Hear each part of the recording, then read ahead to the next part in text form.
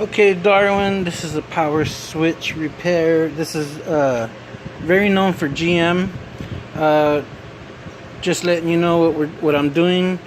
I called AutoZone, O'Reilly's, Pep Boys, and BK Auto.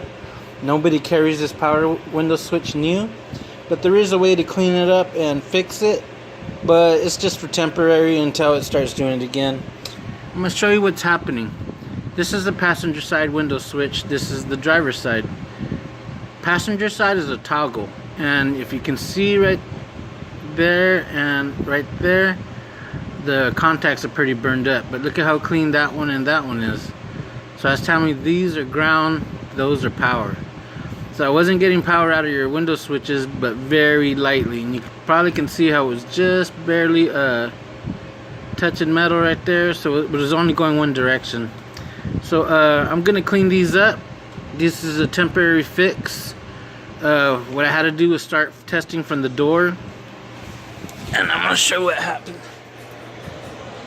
Okay, we took off the inner door panel, get all that situated, and then the outer door skin on the driver's side, and you can see how the door skin comes off. There's the door panel. And I'm just using some clips to hold up the weather padding.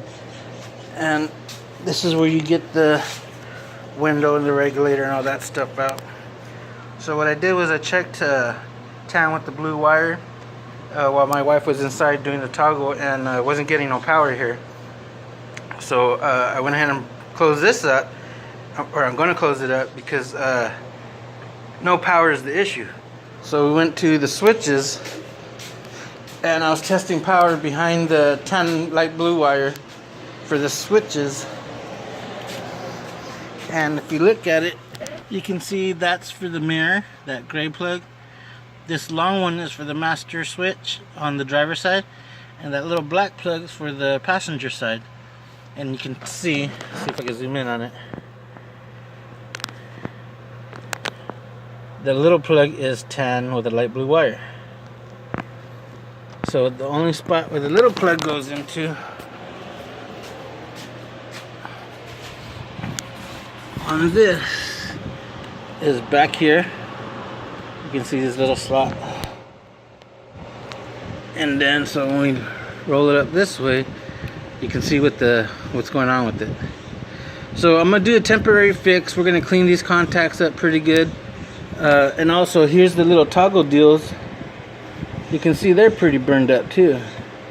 So it's gonna need a new switch, but until we find one, I know it gets pretty hot, and we'll just clean this one up and then put it back together, and that should be able to get the power to the window regulator. Once I got that power going to the window regulator, and I'll put the door back together and the window switches. Or the window switch should be already in. Okay, just letting you know what I did. Oh, and I did get the sunroof down. And it's not a power issue. It is getting power. It's a mechanical issue. The rollers in here are pretty bad. I guess one side broke on that side, so it was kind of cocked sideways like that. So I kept tinkering with it, and I finally got it to go down. And you know, it's all the way down to the bottom. That's the stuff to the door on the other side. So it's down to the bottom, but it's not sealing because the motor is what pulls down on it to seal it.